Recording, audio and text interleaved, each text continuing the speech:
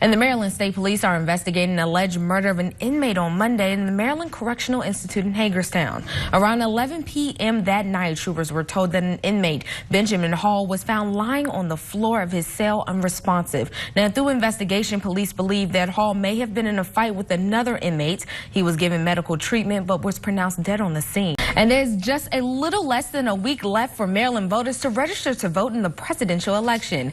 The deadline to register is next Tuesday, October 18th by 9 p.m. It's also the last day to update your address with the Board of Elections. And Montgomery County public school officials are already thinking about the next school year. The Board of Education voted to submit a waiver asking the state to start school before Labor Day next year. And Hurricane Matthew killed hundreds and displaced thousands of people in Haiti. And two local organizations in Virginia are mobilizing their resources to help those in need. WHAG's Jessica Marquez has more. And any amount donated to these organizations will help with emergency aid. I love seeing those 80s instead of the 90s. Very good. Much better. Instead of having to work up a sweat. Exactly. And that'll do it for us at the news at 6. The news at 7 starts right now. And this next story is sure to make you hungry. Students from the Blue Ridge Community and Technical College Hospitality Program baked a grand buffet of desserts to share with the community. And still to come tonight on WHAG News at 5:30, Lou Scally joins us with a check of the forecast. Lou, I'm actually very hungry now because of that.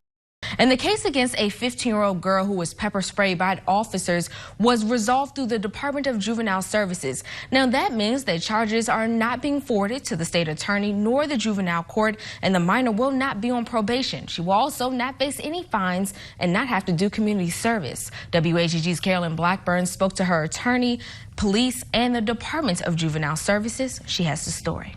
And law enforcement officials say that they have identified 5 teenage males in connection to vandalism to a historic schoolhouse in Ashburn, Virginia.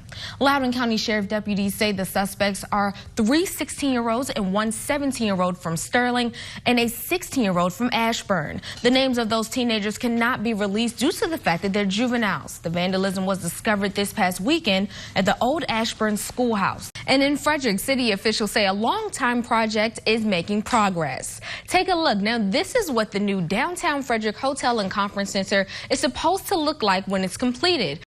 And Shepherd University finds itself in a bit of a predicament, as one of the buildings set for demolition is home to some of the Eastern Panhandle's rare birds. But on this Throwback Thursday, we have some news about Power Rangers. You remember that Go, show? go, Power Rangers. They're one of the best shows of my childhood, I always wanted to be the pink one. Oh, me too. I thought she had the cute little skirt squirt going on. And when we come back, we'll have a look of the forecast for Cal. It's been a scorcher this week. What can we expect for the weekend?